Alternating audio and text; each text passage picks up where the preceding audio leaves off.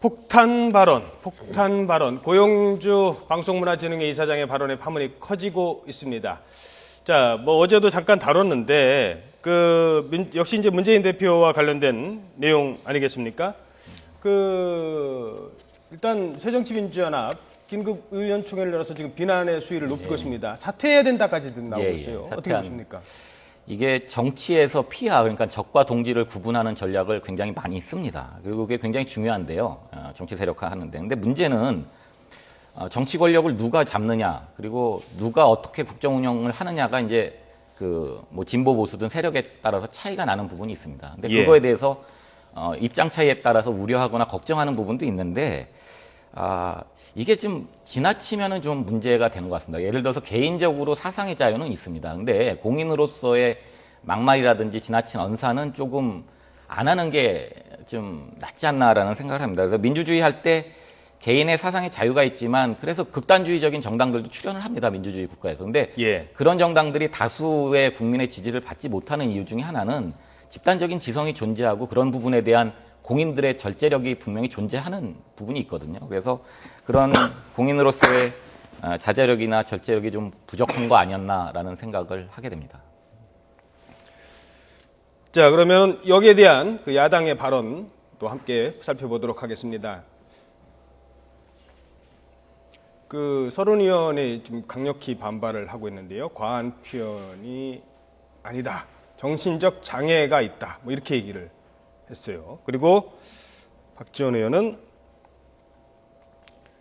당을 이갈하기 위한 출첵이다. 이렇게 얘기도 했습니다. 자, 야당의 반응은 이렇습니다만 이재호 의원도 얘기를 했습니다. 이재호 의원 얘기를 살펴보죠.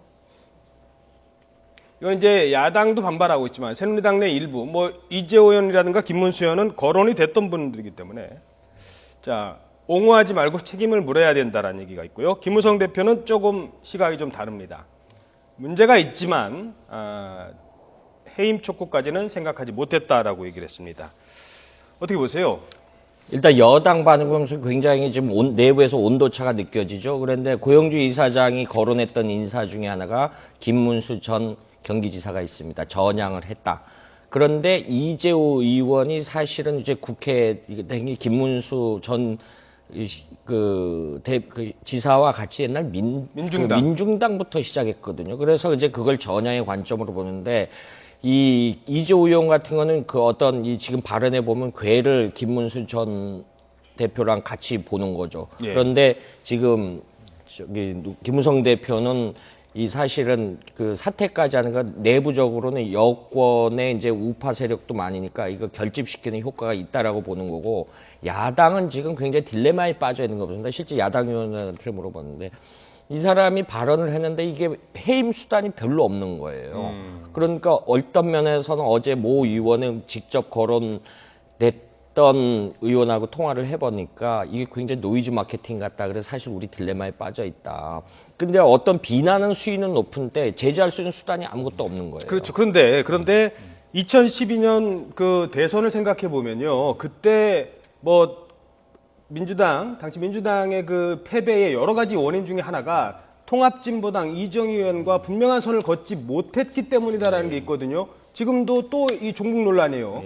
여기서 분명히 선을 긋지 못하면 다음 총선, 다음 대선 때를 생각을 해야 된다라는 얘기도 있습니다. 그런 관점에서 봤을 때는 어떻게? 그러니까 야권도 그렇고 여권도 그렇고 어떤 하나의 좀 약간 판단을 하는 기준에서 약간 오류가 있는 부분이 있는 것 같아요. 제가 봤을 때는. 어떤 면? 특히 진보 같은 경우 예를 들어서 노무현 전 대통령도 얘기했지만 기울어진 운동장에서 정치 싸움을 하고 있다. 그래서 야권은 연대해야 된다.